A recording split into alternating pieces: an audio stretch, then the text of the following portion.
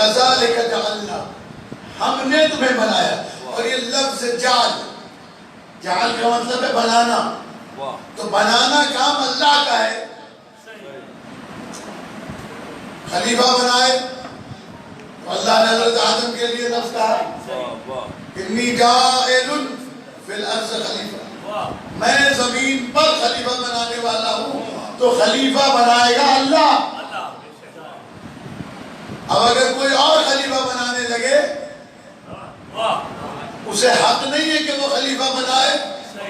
اس لیے خلیفہ بناتا ہے اللہ. اسی لیے علی علیہ السلام نے فرمایا کہ میں زمین پر اللہ کا 14 خلیفہ ہوں.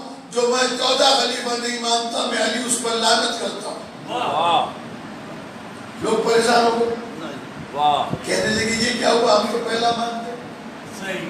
علی علیہ السلام نے کیسے کہہ دیا کہ میں 14 خلیفہ ہوں؟ تو کہا کہ اللہ نے زمین پر 4 خلیفے بنائے. پہلا خلیفہ آدم، انی جاعل فی الارض خلیفہ. دوسرا خلیفہ حضرت کون؟ داؤد علیہ السلام.